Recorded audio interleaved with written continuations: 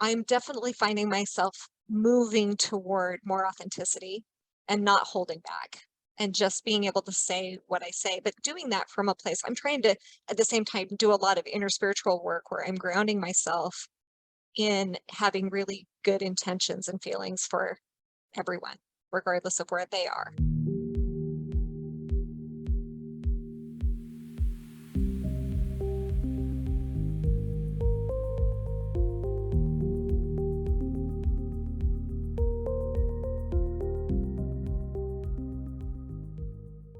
Today, I will be talking to Jana Spangler. I met Jana through the Restoration Table, the Facebook group. Um, we both are also officially trained refs for 3 practice circles. So I've interacted with Jana a little bit there, and I don't know, we don't know each other super well, but I know that you lean more kind of on the liberal side of things, of politics, and I thought it'd be fun to talk about that.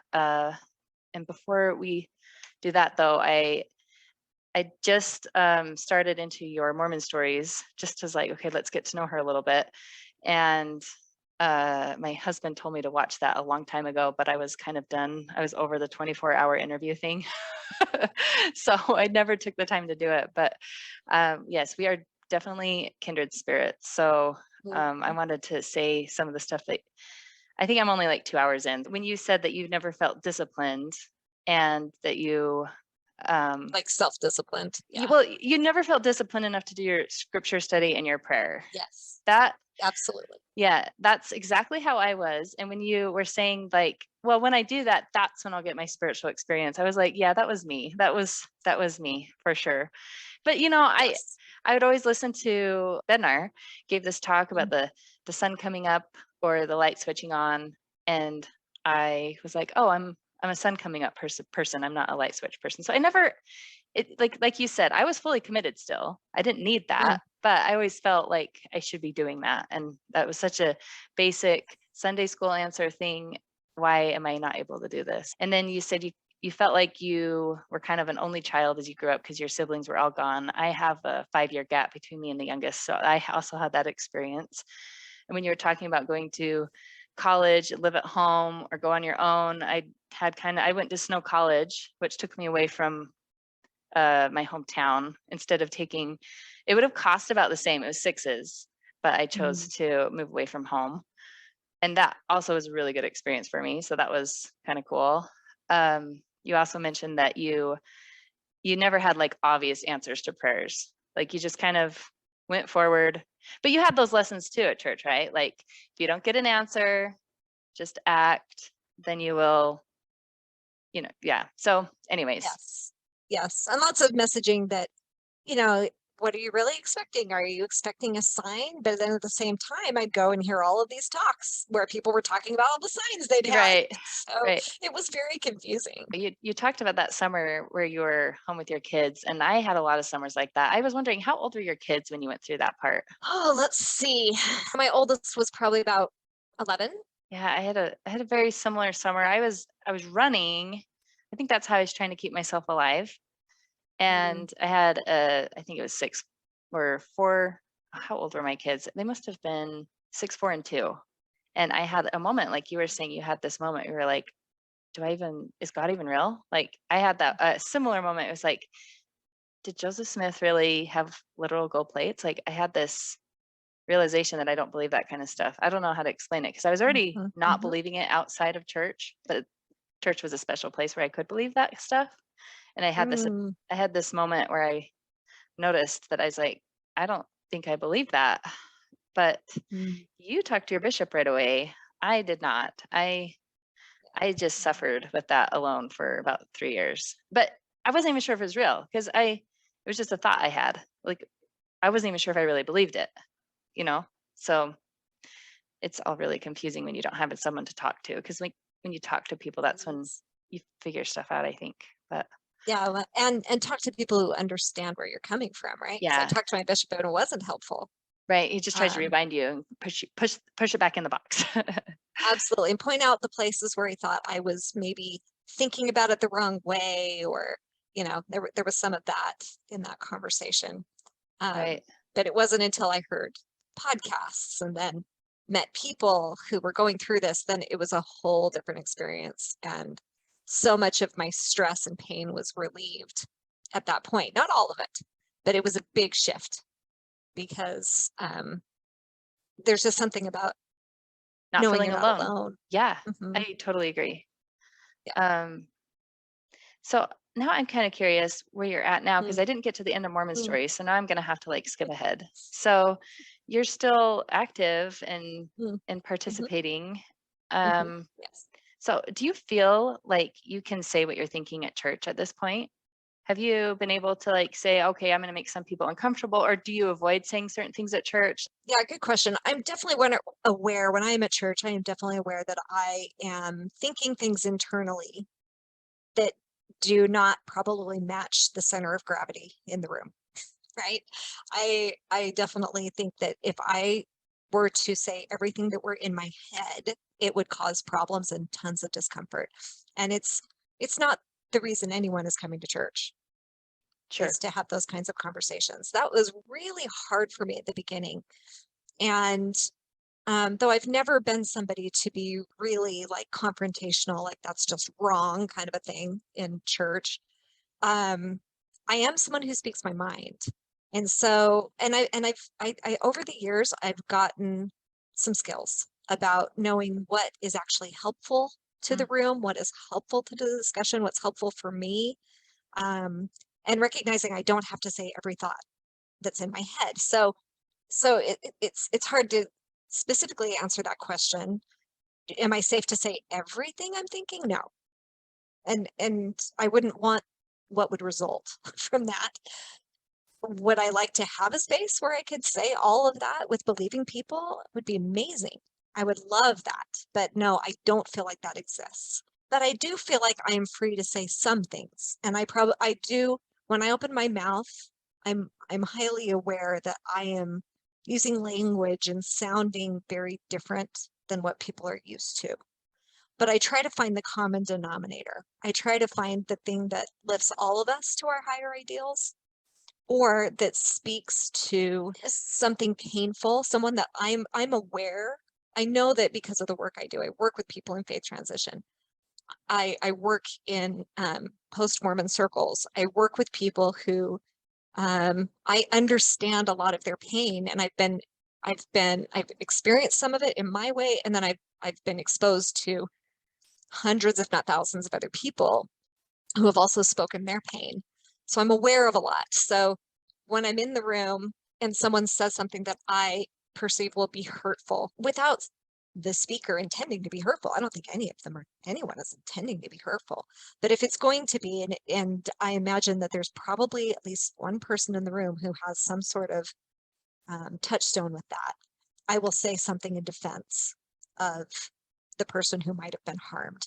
And it's kind of easy for me because I can just say, hey, it's the people I work with. We should be aware of this kind of thing, you know? So it doesn't have to be so personal, I guess, when I share that way.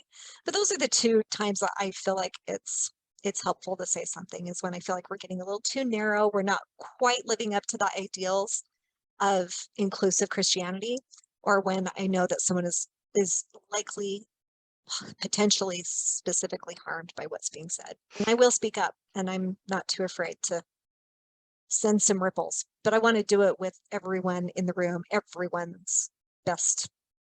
I don't know. I have the best intentions for everybody, sure. but it's That- impossible to do that without ruffling feathers. And I've decided that that's worth it in those instances. okay.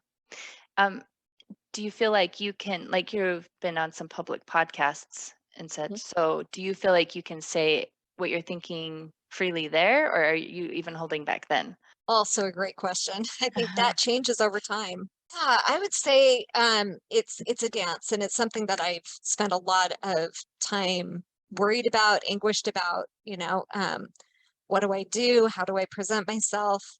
I definitely have said things in public podcasts, and I have had leaders hear what I've said and express concern to me. I've had other leaders say that they're in touch with that and they haven't expressed concern. I think a lot of the things I say, it just depends on the listener and where they are, whether they're going to take offense to things I say. But increasingly, what I'm finding for me is that I don't know that I want to continue to be part of an organization where I have to hide who I am. Sure. And at the same time, I'm also holding that I'm not here to try to change anybody in the institution. I'm not trying to force anything on somebody or make someone okay with me. And it's a really hard balance to hit. Um, so I don't know, I'm trying, I'm definitely finding myself moving toward more authenticity and not holding back and just being able to say what I say, but doing that from a place. I'm trying to at the same time do a lot of inner spiritual work where I'm grounding myself in having really good intentions and feelings for everyone, regardless of where they are. Hmm. I mean, most of the time I'm not doing that very well, but that's my intention, right? Sure. So I keep trying to come back to that intention and be wise about the way I do things and just try to be the best person I can be and with the best lenses and the most generous lenses for people. And then hopefully I'm just saying what's coming from my heart and hopefully it's helpful and Mhm. rather than destructive. Yeah. Yeah. That's cool. I had a thought back there, but you said some good stuff, so now I've lost it. But um, oh yes. So if like, so do you feel like you still have a spiritual home in the church? Like, are you uplifted? Like, I'm assuming that there's some benefit there. Like, where is that? Where do you find that in your Yeah. like in your membership, Yeah. So even where you're at, right? yeah, it varies depending on the day and the subject we're talking about and whatever. The one thing that is common to my worship, and I will just say I'm a person who is pretty, I don't know, I don't want to make this sound superior, but I'm very conscientious about COVID right now. I'm not someone who is just going to church because everybody is. So right now we're in a big spike in Utah. So, you know, over the last 2 years, I've had little stints when numbers have come down when I've wandered into the church building, but it's been a while. So I'm also kind of aware of that who knows, when I go back, things may change. But in general, right now, when I do go, I the part that is spiritual for me, there are two things. Part of my spiritual practice is really listening to people, trying to understand where they're coming from. And what that has been doing for me is helping me understand where I differ. And then I can get really curious about that. Like, why is that? Is that some personality trait? Is that some inner truth trying to come up? Is what is going on there? And that's been a real spiritual practice for me all along this journey. The second one is just leaning into the love of people and community, because I find that I love to be in spaces where there are a bunch of people who are all wanting to find inspiration or improve in some way. And we may all do it different ways, but I'm really inspired by people who want that. And I get something from being around people who are doing that. Now, specific doctrinal stuff and lessons, I'll be honest, I don't get a lot of deep spiritual fulfillment from it. I get interest in understanding how different people see things. But I do most of my deeper spiritual work and things that really make me come alive spiritually, I'm supplementing on my own outside of of church. But every once in a while, I mean, I had the opportunity to speak in state conference a couple of months ago, um, and it was an amazing meeting. I wouldn't say that's the norm for me in my experience, but it was a particularly wonderful meeting talking about unity and talking about ways that we can be better neighbors and friends to one another. That inspired me. So it's hit and miss. I would Yeah. say more miss than hit, to be Yeah. honest, with maybe what's being spoken. But it's the experience of being there with people that is more enlivening to me. That's really cool. Yeah, it's interesting when you're so worried about whether it's true. like it has to be Mhm. true, you get flipped to it's obviously false, and then that's all you can see. So it seems like you've kind of stepped away from that and you can see the real reason you were there all along. I don't know. Yes. Just go ahead. And I will say that's a good day. I mean, I want to be real about this because it's not like I go to church skipping and come home and I've got a happy face on and so glad I went. I mean, honestly, there are many times my husband can attest to this. I'll come home and I'll be so triggered or I'll be so sad. You know, just a couple of weeks ago, I've been listening to the Zoom sacrament meetings, even though I'm not attending in person. And my heart just came out really heavy and hurt because two different talks mentioned the people who leave the church. And neither comment what they were both derogatory toward that group of people. And I knew with all the people I work with, it's coming from misconception. It's coming Mm, from not understanding. And I just thought, man, if you put any other group of people in that sentence, people would be horrified that they were grouping people and putting those labels on them. You know, like, oh, they're just very self-centered was one of them, mhm. things like that. And I just thought, how is it that people who question or people who leave the church are so we're so comfortable openly maligning them? Right. Like that's an example of I come home really affected and I have to do some work to kind of calm down and remember that I really like the people who spoke and you know That's interesting. um it's hard. I definitely felt that when we were in our stint between when I was released, but we were still going to church. It was right before COVID shut everything down. And there was an older guy. I mean, I'm not sure that this gentleman ever said anything that was super helpful. Like, that's just, always have some of those in your ward, right? But he was mentioning how his cousin left the church and wrote a book, and how he went on like this 3 or 4 minute thing about how terrible his cousin was. And I'm just thinking, his book probably had a bunch of true stuff in it. Like, like, it was, Mm, yeah, I didn't, yeah, I know what you mean. But at the same time, I just kind of rolled my eyes. I don't know that I was mhm. at that point that bothered by it because I hadn't left yet. But, Right. um, And people are bothered in different amounts depending on their sure. own personal experience, and this is why those triggers can be so useful in understanding ourselves. Mhm. Because I started noticing like, oh, if someone mentions conditional loving God, I lose it because that idea caused me so much pain Right. throughout my life. And when I let go of that, my spiritual world opened up. My connection to the divine just went right. Just it's been awesome. But yeah, it's hard. And I see a lot of people who are just like, I want to go to church, but I don't want to be this triggered. And to be honest, I don't even know that that's a reality. I think those triggers are important. They're important to tell us where we are and Mm. what messages are no longer serving us. So it's not an easy emotional experience, but it doesn't maybe drag on for as long as it used to for me. I move through it more quickly Yeah. It's and try to interesting. give that person the benefit of the doubt. Like they said something, it seemed like it was really harmful, but I know they're not trying to be harmful. So what is it about them? What happened in their world Right. to make that be the way that they think right now? Right. Yeah. Yeah. And it's interesting. Even the word Mhm. trigger is triggering Mm, for a mm, conservative. So mm. I, um, Interesting.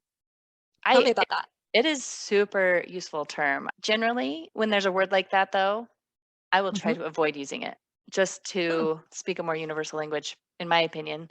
But then it makes So me tell wonder me what from kind the of language I'm using that's not universal for everybody, mm, that I'm not even yeah. noticing. It makes me wonder. So So I want to understand more about that. What is it for conservatives that that word trigger connotes? And what is a better word to be using? let me try to describe it like this. So I would say it's the mantra of like sticks and stones can break my bones, but words can never hurt you, right? Like, Mhm, it's not that words can't actually ever hurt. Like, I fully mhm, understand that they can hurt people. I mm, think for me, I don't. try to protect myself with triggering language. If it's triggering, I think it's more important to voluntarily expose myself to it so that I am no longer triggered by it. And so I worry sometimes that, say, like my child was triggered by something somebody said at church or something somebody said to them because they were no longer believing. I wouldn't try to protect them. How do I word this? I'm worried for my kids. I can't change the community they live in. They live in an LDS community. This is where we live. And so I feel like if I prepare my kids for the road, they're going to be much more successful than if I try to get all the LDS community around them aware that when they say this, this, this, and this, and this, that might hurt them.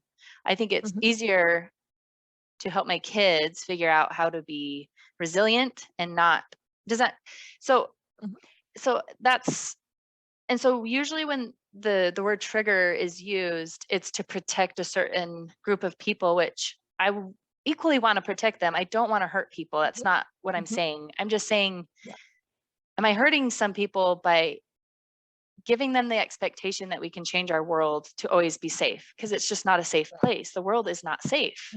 Like, so I guess that's kind of, if in a really long answer. Did you get your answer? Yeah, no, that helps me understand what is going on there. Because I don't know if you know That's how this I about would me, but that's how I would articulate it. I mean, as of about, 10 years ago, as recently as 10 years ago, I was a Republican delegate. So I've not always leaned liberal. Oh, well, It's been kind of a shift for me. oh So, man, but I'm not triggering even, wasn't a go big ahead. word that I remember being conservative. So it's interesting for me to understand where that's coming from these days.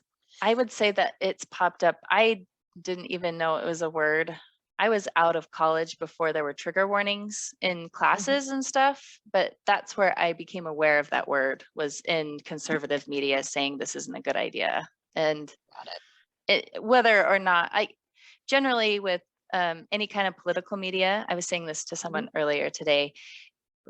Political media is basically you taking their straw man and then pummeling it to the ground and then patting yourself on the back. That's what both That is sides so do. true. And it is just Absolutely. not 100%. interesting. So Can I riff go on ahead. one more little idea around that?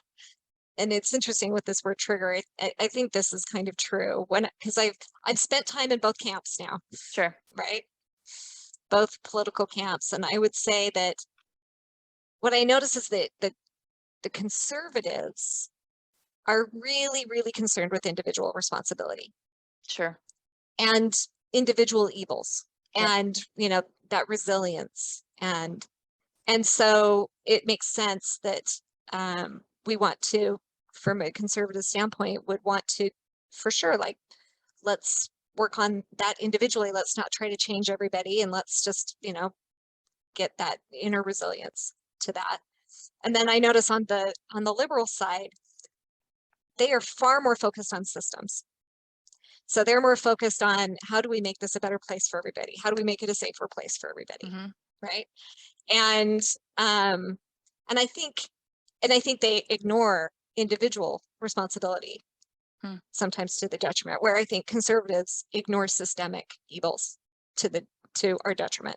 And so it's one of the framings I've been kind of thinking about is how do we leverage the good in both of those? Right. Because one without the other is not complete. Right. Because I agree, there's no safe space. And as a system, we should Make things safer and try to make things safer anyway. Yeah. Right. That's While right. we work on our personal resilience, there's wisdom in both.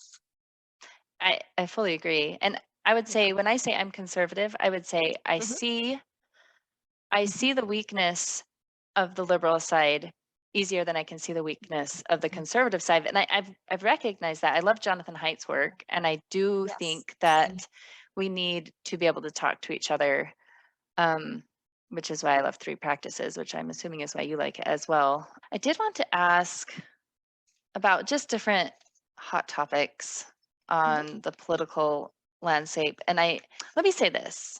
When you like look at Mormon stories and you look at kind of where a lot of these ex-Mormon spaces are going. Do you feel Mhm. like they lack that conservative voice?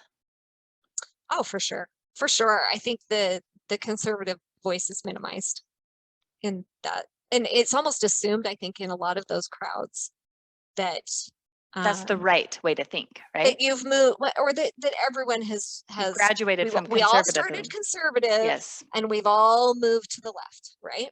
right. And there are enough people that that is true for that it just becomes kind of an assumption. But I'll notice at times when, I've heard John Dehlin say that he maybe brought up, the COVID stuff or, made some political comment or, um, and would lose subscribers. So, that that conservative voice is there, but it's almost like we've traded being afraid in our Yes. believing circles to mention liberal ideas.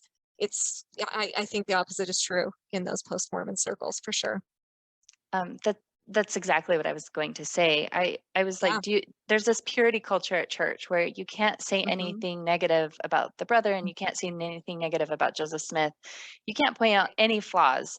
And then Right. it's almost like on the ex-Mormon side, you get looked at funny if you mention, hey, the church was really good for me in this way. I feel like the most healing thing for me as I've gone through this is when I've self-reflected and gone, where am I going? Like am I improving myself?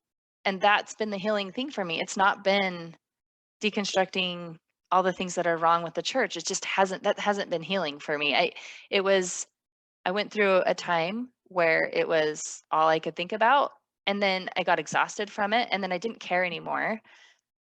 But then I was kind of I was listening. I mean, Jordan Peterson is like basically a self-help guy, and that's what he says. And so I feel like that's helped me do that. I by no means think he's 100% right on everything. In fact, my last interview was with John Vervaeke, and Mm. he was also interviewed by Jordan Peterson. And that's the one thing I mentioned to John is that when I'm listening to Jordan Peterson, he's so apologetic toward the religious, and he will every once in a while throw in a fundamentalism is bad. Mm. He will say that rarely, Mm. but the problem is everyone doesn't everyone that's going to church is like, well, there's always someone more fundamental than you. So you're like, they're the fundamental ones.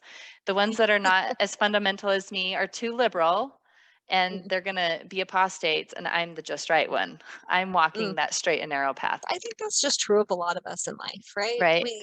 I think it's a, it's an advanced move to really start to be able to take in differentiation and understanding that other people can be having a different experience in life and see things through a different Sure. lens than you do, and that it doesn't have to be threatening. I think our biology is wired to be threatened by difference. Or to want a tribe to protect us. Because Mhm. if we're, if we're not being nice to the Mormons or the ex-Mormons, then we're going to get killed out there by ourselves. Like Exactly. Brene Brown a little bit, right? And I have to wonder how much of that also is we get these we flatten out both groups. We flatten out those believing Mormons. We flatten out the post Mormons, um, and we do this politically as well, right? Where we flatten the whole movement to one thing, and it's usually the worst parts of the fringes, and Yes. it's really actually maybe not even where the majority of people are, Right. right? So when I imagine what it has been difficult for me about the church in my life, I do it too. I generalize my language and say, well, this is what Mormons think. This is what's been hard for me, or this is the way post Mormons are holding that. And that's what, but the truth is, when you really get to know people, there are 1,000 different ways that people are holding all of it. But there's one that, for whatever reason, the loudest voices, the most extreme voices, everyone else kind of just silences themselves and allows that to be the thing that is being heard. Right. So kind of Or fascinated by maybe that. or maybe that's the thing that just gets clicks because you're mad or Hmm. and maybe the people that are wanting to like navigate that middle space that it Hmm. takes effort and you can't be on autopilot That's because right. if you're on autopilot you're going to drift to one side or the other and then just kind of stay there and it takes effort to be It does. It takes effort to be in the room with difference. It's really hard to see things from other people's perspectives, for sure. I think we're fighting our own biology in that, and that's why it's true.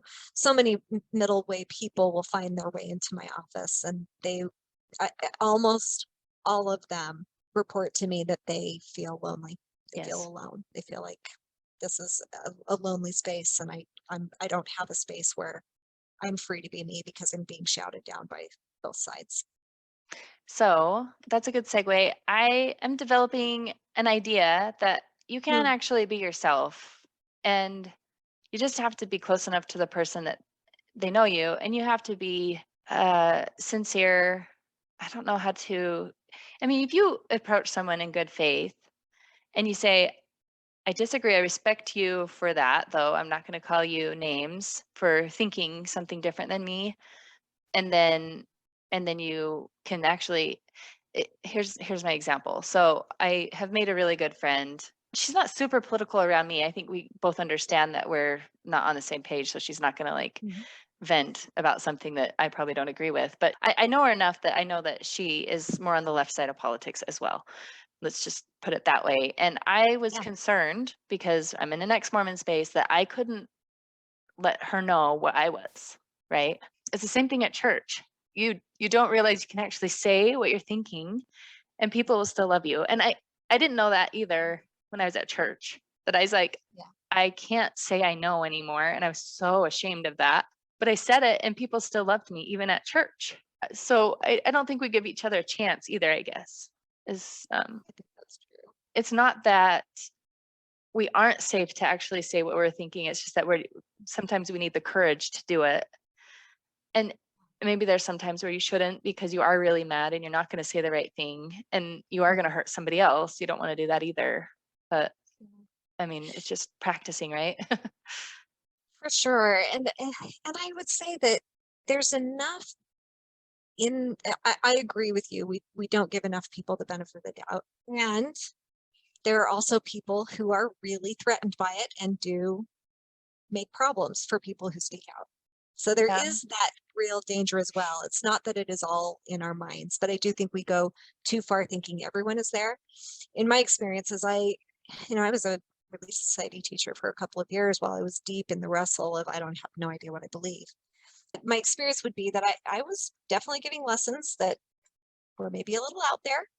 I wasn't always doing it eloquently or elegantly. And the Relief Society president would be like, yeah, you're making people uncomfortable. She wasn't happy about it.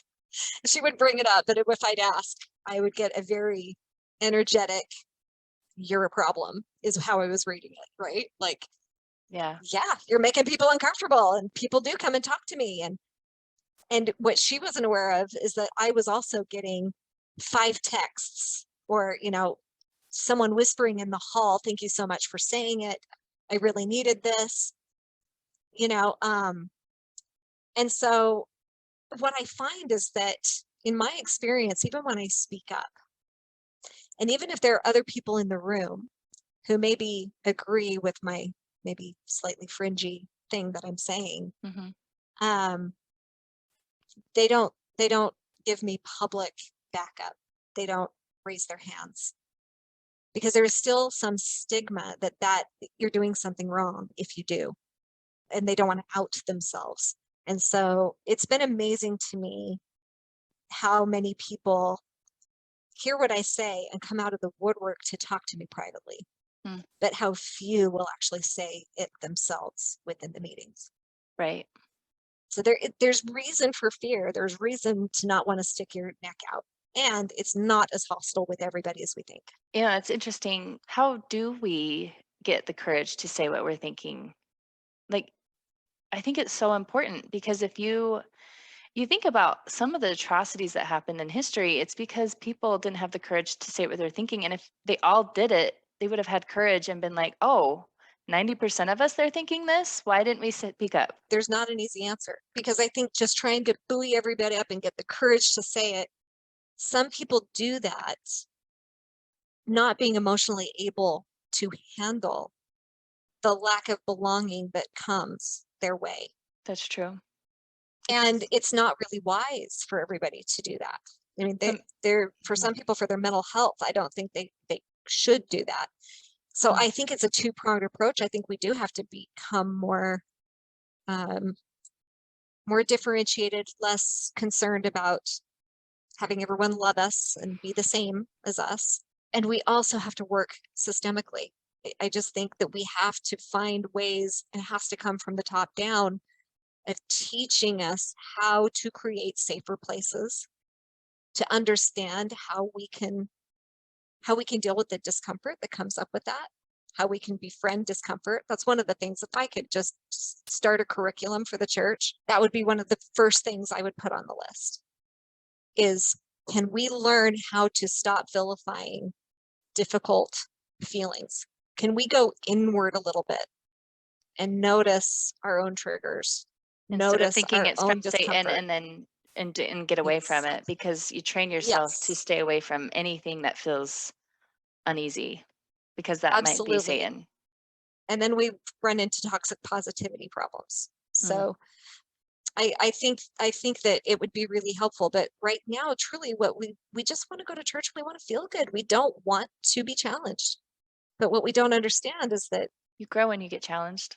yeah, exactly, how can we become better people unless we're willing to be uncomfortable? You can't. Only, but we know that though. You learn that Mhm. trials, right? You go through hard things, Right, but for right. but feelings, yeah, that it's true. I've never even thought of that. That you are trained to avoid uncomfortable feelings because I wouldn't even say it's universal either, because I think there's plenty of people that even have the literal belief that Satan can give you those feelings would understand Mm-hmm. that that's not universally true, that any bad Mm-hmm. feeling is from Satan. They do understand that. But that is interesting that um, it's a little bit of a crutch for self-deception for sure. Mm-hmm. Um, Yeah, if you can never allow yourself to be angry. I mean, I just think it would do us wonders to learn to befriend our anger. I always say I would love to be, I look forward to a day when someone in Relief Society can raise their hand and say, I got so angry this week and it was so good for me. I recognized how some boundaries were being crossed and I needed to be more protective of myself and be kind to myself because I realized that I deserved that. And it was really helpful to me to channel that anger into something Action, really good. so it Yeah, doesn't happen again. exactly.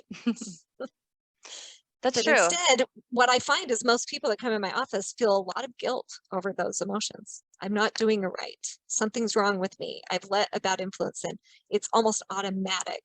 They Hmm. were like, how do I stop having these bad feelings? A huge number of people come to me to say, how do I stop having these bad feelings? And what I want to say is, don't worry about not having them. Worry about transmuting them, welcoming them in. What is the intelligence in them? What good can come from it? What intelligence is in it for you? Hmm. That's interesting. Okay, so systemic problems. Let's go back to that. Mm, mm, So, how do you fix things systemically? Like, I think, well, definitely the idea that Jordan Peterson has been touting is that you fix yourself, and then that's going to spread. mm, And but when you're mad at the system, the only thing you can really do is destroy it. You're not. I don't know if mhm. that makes sense. You're Yep. seeing all the problems, Mhm, but you're not even powerful enough to fix them because you haven't developed yourself to go into the battle, I guess. To me, Jordan Peterson isn't saying don't fix the problems. He's saying they're fixed by really wise people. And you have to mm, become wise. You can't just, you don't get that. You just don't get that. You have to mm, become that. You have to practice. You have to practice sitting in the room with someone that disagrees with you. You have to practice, yes. um, you have to practice being on time for stuff. Like you have to be dependable. Like all these Mhm, characteristics that we would mhm, say are good characteristics, you have to mhm, develop those. You have to, mhm. and then those types of people can see the problems. I don't know, like explain to me systemic Yeah. problems, because I think a lot of times I'll ask, like in some of those circles I've done, in those 3 practice circles, you ask, well, what would it look like when we're there? And they never have an answer. There's never, it's always this really abstract thing. They know it's not there. They know it's not. So are they waiting for utopia? Like, Mm, are we making incremental progress or are we mm. not? So again, I think that Jordan Peterson has an important truth that is part of a bigger thing. Like it's Yes. one side of it, right? Yes. I think personal responsibility, yeah, if everyone's doing that, we're making a better society. What it ignores is power dynamics. So if we think about this within the church, just for instance, Sure. there is a certain type of person, personality type, demographic who does really well in the church. Like the system just works for them. It works for them. Those are the people who get the callings. Those are the people who rise up in the echelon of the church. And their experience doesn't always allow them to see why it doesn't work for someone else. Right. Mhm. So most of the bishops that I would talk to would have a narrative of what I should be doing to correct all of my problems. But having never had that level of doubt, they're just telling me what strengthens their testimony, Right. which is a very different answer than what I needed. Well, So and if one of the someone things needs in to this, leave the church, they're never going to give them that advice, right? To leave. absolutely, Right. 100%, they could be like really, really harmed by the church, and they would never give them that I think certain that advice. personalities like mine don't Hmm. flourish in the church. I think I could now maybe, Mm, mm, but given at this point today, mm, it doesn't make sense. mm, All churches seem to have wisdom. I don't see why mm, tie myself to any one particular one mhm, when they all demand that I like to get baptized. You have to say certain things. I can't say those things, so mhm, it seems weird to actually mhm, be active. But anyways, mm.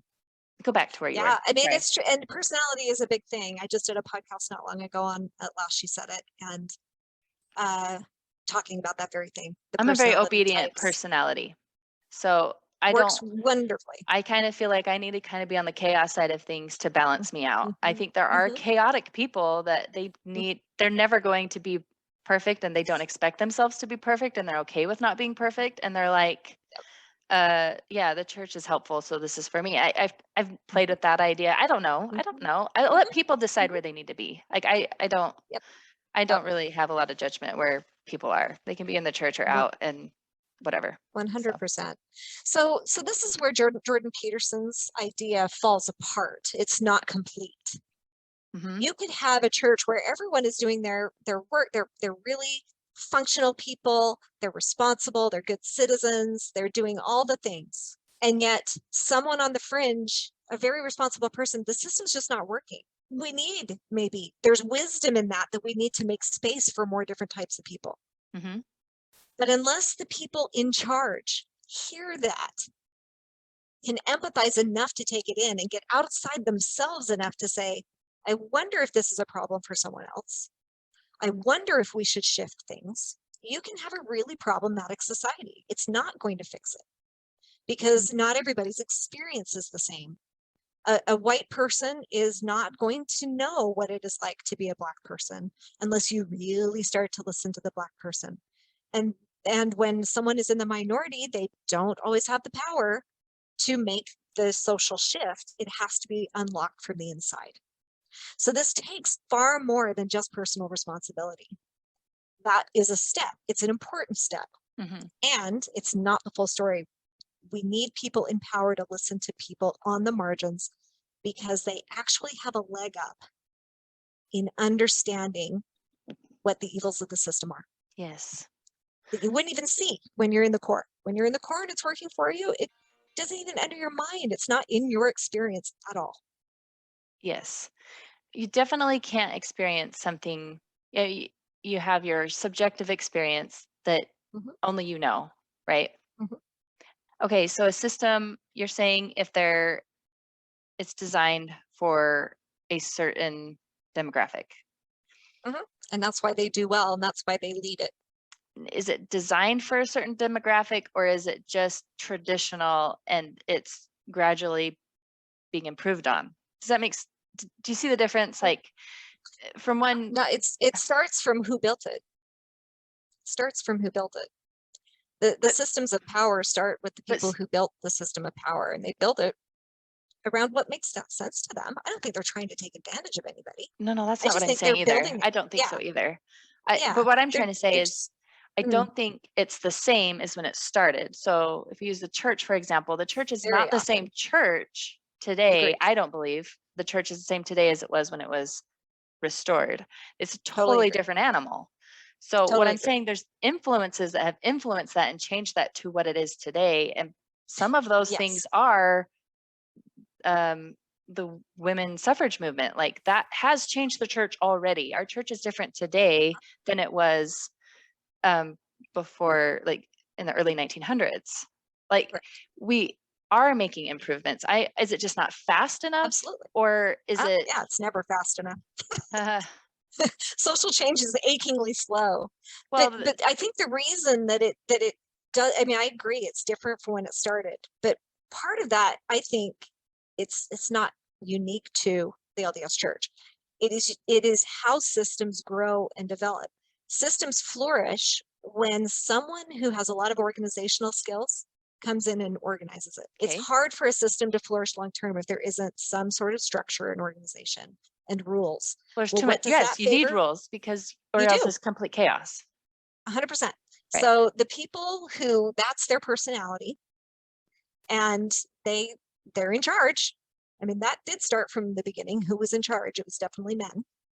And this started where it started, which means it was predominantly white people, right? So they designed something with rules and whatever that works really well for a certain demographic. And what often happens with religion, the founder who had some really deep insight, some real deep connection, the rules start to overpower that inner like experience and knowledge and understanding that the initial prophet, whatever you want to label that, was trying to tell people Okay, go back, about. go back and say that again. That last little Yeah. bit. Okay.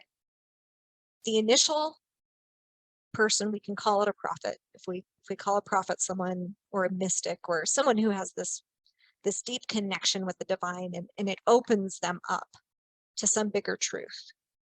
I think this has happened throughout history. We have examples of people like this. And it's like they're aware of something, they start talking about it, and other people say, wow, that's amazing, that's an amazing thing you're saying, I want to be part of that. And then if you organize into people, a religion flourishes when the people come in and start to organize it. Over time, it becomes more about the rules than it does that initial inspiration, that initial like Yes, connection, it needs to be updated. transcendence. We have to continually work on this. Yes. And what's fascinating to me is that's what I read in the New Testament when I read about Jesus. I see him doing this, saying, guys, you've gotten too much on the outward like observance of the obedience of things. Right. And everything Jesus said, in my opinion, was like, look inward, look inward. Where's the kingdom of God? It's inside. Sermon on the Mount, all about what's going on in here. Like all of the big moments were like here, like, no, go inward. Oh, by the way, love is the guiding principle. Go in, go in, go in. And yet Christians throughout ever since have been like, hold toward the outward observance and then let's judge each other about it. And it's really hard work to pull that back inward, to have this more unitive way of seeing the world that was, I think, the message of just about every religious founder. Yeah.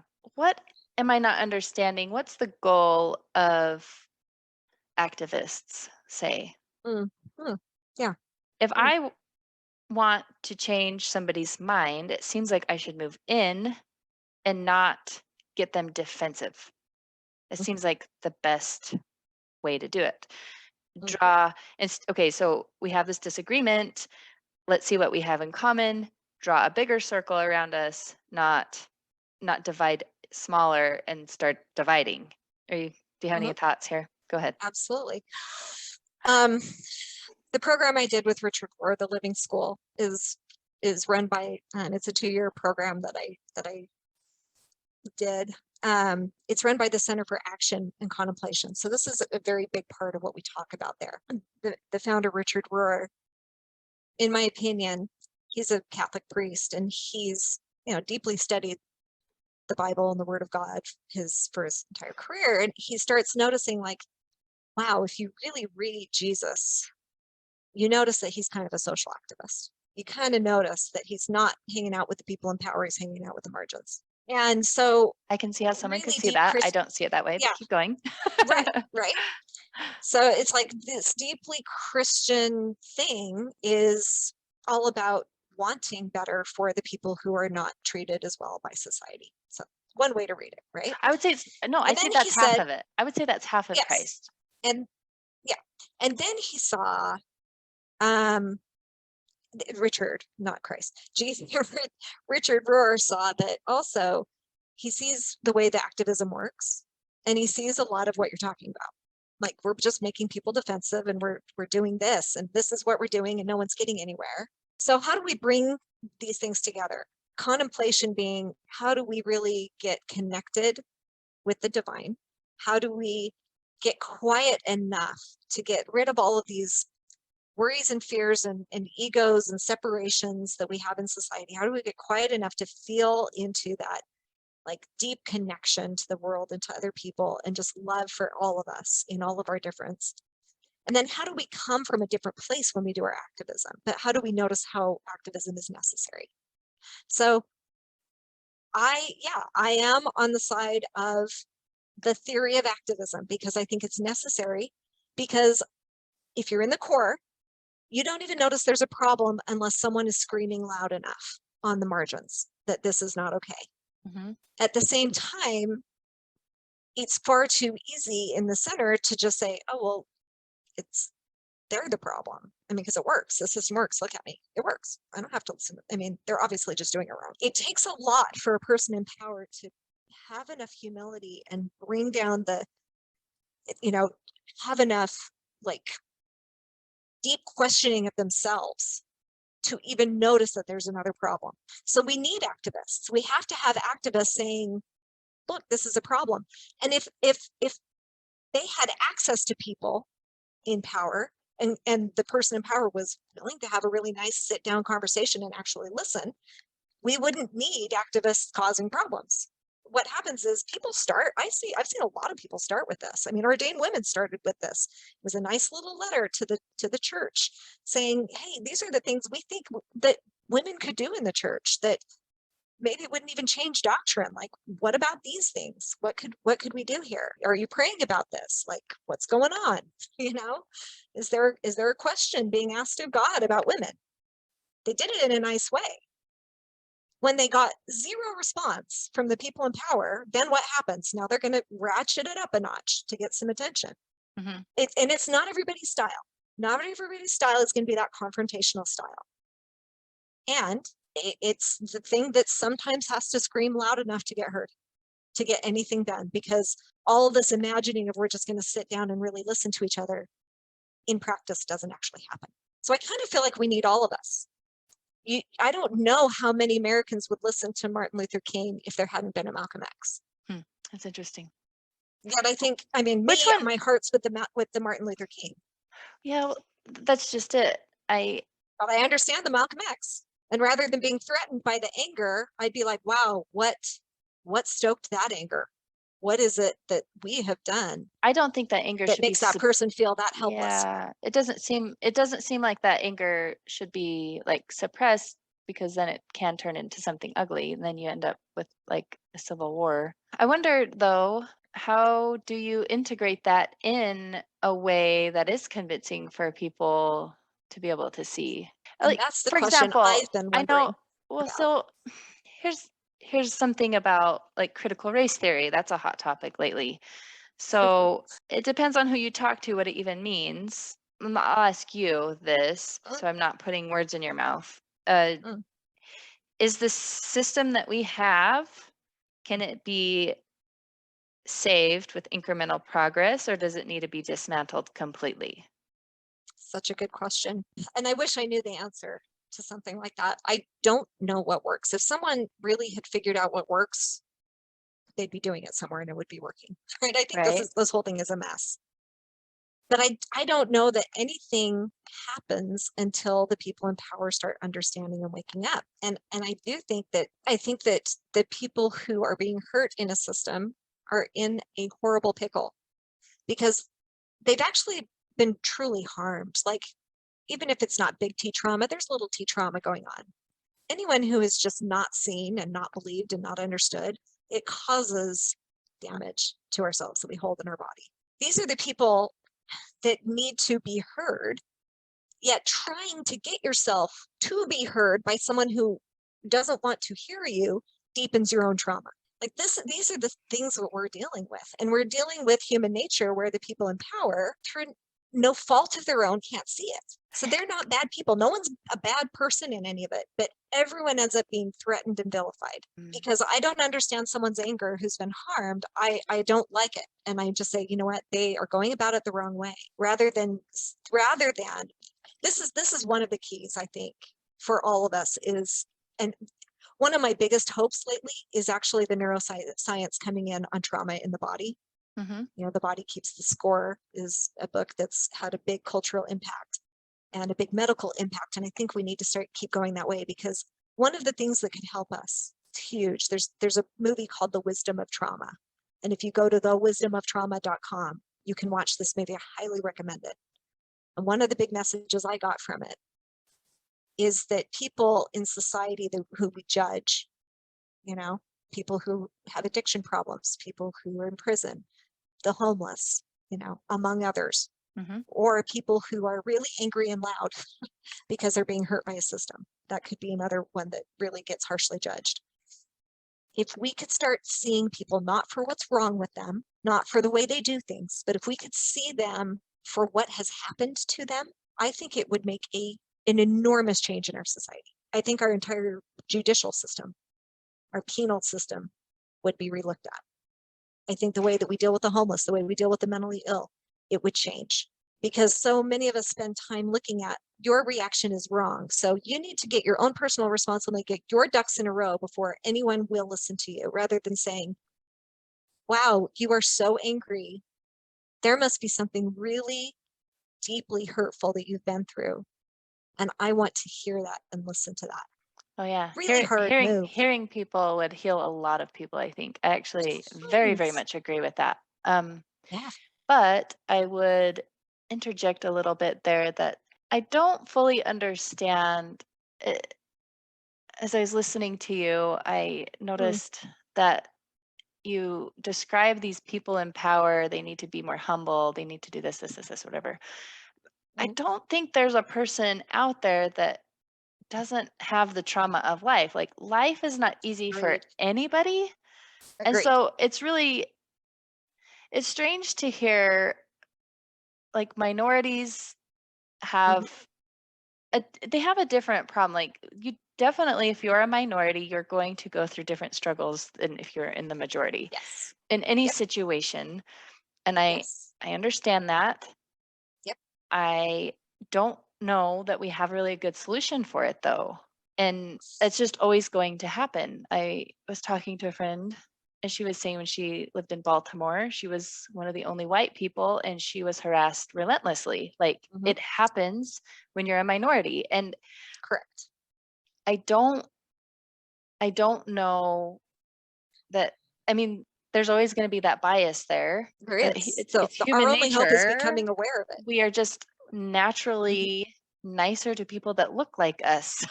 Like, Absolutely. and so when you're in a minority, that is going to affect you. Correct. And all we can do is try to educate ourselves. I don't see, oh man, I guess I just have a hard time because I see that we've come so far. Mm, And sometimes when you mm, say that, well, like, I'm mm, me saying that, I can just hearing people saying that it's not enough, or and it's still just really, really bad. Okay, let me ask this. So we mm, are colorblind is not okay. Like, we can't say colorblind. We need to mm, be aware of race if we're going to fix mhm, the problem, right? That isn't that, mhm. am I right? That's I mean, I agree with that.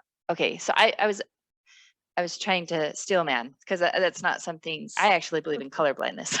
Mhm, That's, I think, uh, mhm, I think I heard Sam Harris say something like this: as soon as we care as much about skin color as we do about hair color, that will be mhm. better than where we're at now.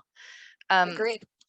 So uh, I think Go it's a ahead. continuum. The way I see it, it's a continuum. Explain that. So, okay, so I think color blindness is the ultimate goal. I think that we're not there. And so color blindness where we are is harmful. So I think there's a color blindness on one end of a spectrum that So, so that okay, comes from a place of, well, okay, we're sorry. all the same and you shouldn't have a problem because we're all the Mhm. same and we all have the same opportunities. And I see that because I'm in the core and I have all the opportunities. And I think we have to get to a place, it's kind of like, I see this also in like the LGBTQ community, right? There are a lot of people who say, don't tell me what your identity is. We don't need to know. We're just all human. So I think that's coming from a similar place. And I think the people saying it are well-meaning people Mhm. because what they see is this ultimate place where, yes, it shouldn't matter. But when someone has been denied basic human rights and dignity for some component of who they are, we as a society need to say, you matter, Mhm. your identity is important. I see that you're Black and I see what you've been through, and it's not okay. And we want to do something different, and we want more equity among everybody. We do want more equality. We want to figure all of that out. Once we've done that, and those people say, oh, wow, you see me? You see me. That's amazing. Like, I do feel like I belong here. I do feel like I'm one. Now we can get to a place where we're colorblind. Yes, colorblindness is the higher law. But dealing with people and their own trauma and what they've been through, they need to be affirmed before we can get there. And we can only say we're there when they tell us they belong. When they tell us they feel like they belong, then yes, please, let's all be colorblind.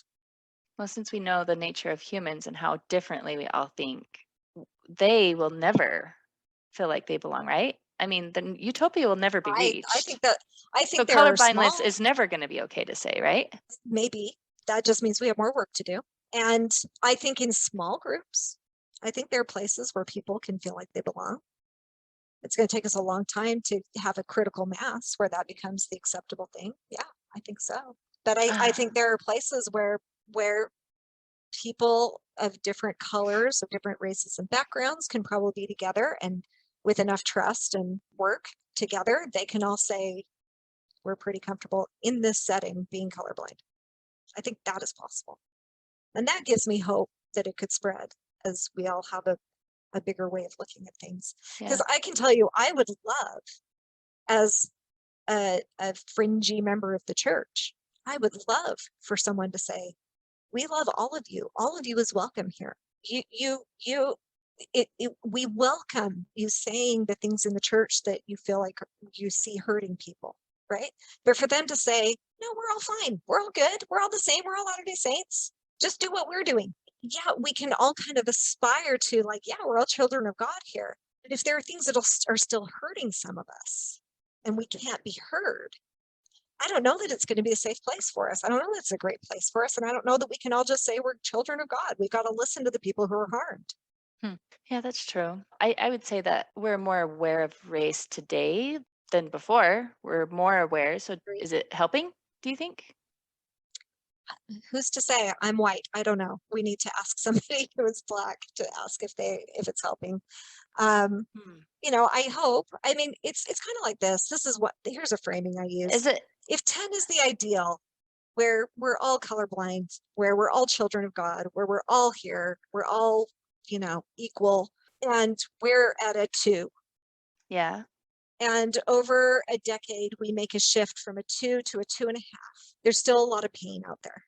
Yeah. And there's this tragic gap, a philosopher named it that, the tragic gap. There's this tragic gap where our hearts are broken and people are hurt. Yeah. And people for whom it work want to, for again, who are not as harmed by whatever that aspect is. And I totally hear your point that everybody has difficulty in their life. We're just talking about narrowing it to the specific problem that the minority is having as being part of the system, right? Mm-hmm. And if we're moving, inching forward, yes, we need to say, look at where we've come. We need that for human hope. We need Mm-hmm. it. At the same time, we can't say that overrides because we've made progress. You should be fine when you're still being hurt. I don't hear conservatives saying that though. I hear them saying we've come a long way. Okay, if we Mhm. need to improve, give me something very specific and we'll improve that. I don't and then what I hear on the left side of things is something more like we don't even know what it is to fix because it's just systemic. It's in the system. I can't even point to it because it's just there. And so then that gives me a sense I of hear hopelessness. liberals say, I hear something different. I hear liberals say they know exactly what they want to have happen. They just don't know how to get it done because of what I've said. There are so many Well, people, what is it that they would have happen then? I mean, on different issues, I mean, I think we all want the So same like, end goal. how about Mm, engineers? Should there be I 50-50 engineers, women and men? Like, is that the goal? Because there's 50-50 women and men in the population. I don't know. I haven't thought this through, but my initial idea is that in any given profession, I don't know that that's true. I mean, you think of the sciences, I kind of just want the people who are inclined to science. If there are systemic stories that tell a woman who would have natural inclination to engineering and science, that she doesn't even imagine the possibilities because she's told she needs to be a stay-at-home mom. I can see how we've gotten to where we are. I don't know that men are just naturally better at these things. I mean, I'm a pretty amazing So, science and math person. so I would have your enjoyed those careers. But what I'm saying is, I don't think you start with this is what it should be. I think you look at it and say, well, there is an inequity. I wonder, is that, I think a liberal would be fine if we just find out genetically that a certain person is more disposed to something. I just don't think that's ever been shown to be true. We see that there's an inequity there because for generations, women were told a different story about what their possibilities were. And so they have children. And we have stories around all of that. So I think what a liberal would say is let's break all that down and mhm. see what is happening and remove any barriers that there are to whoever isn't represented. Are there barriers? Let's get curious about that. Mhm. What might those be? Have we limited people? Let's remove the barriers to limitation. And then when you remove as many barriers as you can, you would Mhm. expect to see more women I would. in those fields. I would. So this is another thing that Jordan Peterson has harped on. So there are Mhm, countries that are more designed like that, where they mhm, push women to do mhm, whatever they want to do, mhm, and they actually, given the choice, still don't mhm, choose engineering. mhm. So what does that And mean? that may be good. Very good question. I mean, like I said, I don't Like, know enough. I would be curious about it to mm, see, is Jordan making sweeping possibilities or generalities over would it be worth statistics of looking what he wants into? to see? Like maybe we should look 100%, look into that and reconvene. He claims that 100%, it's 100%. the social scientists who were Uh-huh. left leaning, it was a Mhm. surprising finding for them. And I'm sure and it it, would and be. it was made by people that would want the same thing that you're wanting. So Well, I'm just wanting the barriers to not be there. I'm wanting people to be self-determining. That's what I'm wanting. I And if agree. that means that we naturally end up in a place where more men are in science, I'm fine with that. I'm just Well, saying, here's an I know people interesting like me. I know uh-huh. people like me. I didn't go into the sciences. Yeah. I didn't. And I have really good ability for it. Hmm. And I've been through a lot of mourning in my life because I limited myself because of what I thought God wanted of me. And Hmm. I stayed home with my Yeah. kids and I did not choose a career. I chose a career that would be easier to come in and out of. Hmm. No, I hear you. But at the same time, with this push to make sure women can be whatever they want to be, what about the women that do really want to stay home and be moms? Like, are we gonna make them feel And I want to guilty for support the doing heck out that? of You that. know what I mean? Like, 100% not. because I'll be 100% honest, not. I did some STEM. I did STEM, and I Mhm, felt like I was letting down women mhm, by staying home mhm, with my kids. I had a mhm. professor that really pressured me to get my master's, and I turned him down. And it was an LDS guy, by the way. Like, I Yep, everything around me was LDS. Um, yep. I I guess it's just I weird. find that to I be as tragic. I find that to be as tragic as my story. I Yeah, want self-determination, I want to and encourage I want to people. celebrate the women who stay home with their kids because they really want to. Yes, I And want I to want to encourage make people to do room what for they the want to do, men to right? do it. Mhm, Yeah, that's it. I would love to encourage people to do what they want to do. And Amen. and I feel like you encourage people to do what they want to do. You don't sideline them, or pressure them to do something else because you're uncomfortable with it. You Yes. encourage them to do what they think they need to do. Okay, Yep. okay. That can wrap it up. I'll let you go. This has been a really fun conversation. I'll be honest. Such a good I conversation. am too Thank scared you. to publish this though. I I- didn't say the I'm right I'm thing. foolhardy. I'm just like whatever. If I did say people what want I to, think. I trust you, Jana. I don't trust out there. well, yeah. And So, yeah, and I've relinquished that. Honestly, it's like, that's fine. I'll say what I want to say. And hmm, what I think you should do is I might listen only to it. release. I'm happy to have this conversation again if you want to just take it in different directions. I'm Okay. good. Like Do you I think that have would be a no skin in helpful the game with this. conversation to have in public? People can talk about these things. Thing is I though, think we're not the final say on it. So maybe nobody cares what we think no. about it.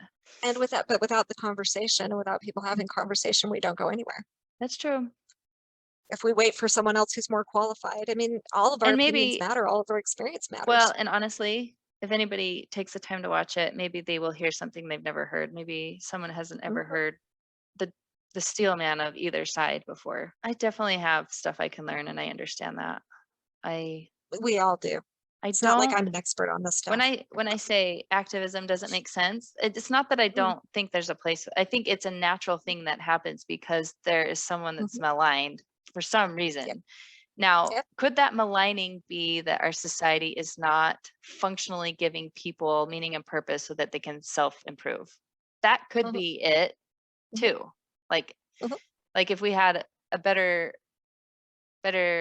system to support individuals, mhm. maybe we wouldn't have those people on the fringe. But anyways, okay. Well, Absolutely, all of that. thank you. Thank you for Yeah, coming you on. bet. And this was fun. And hopefully we run It was into each good. other some more. Of course, Okay. anytime.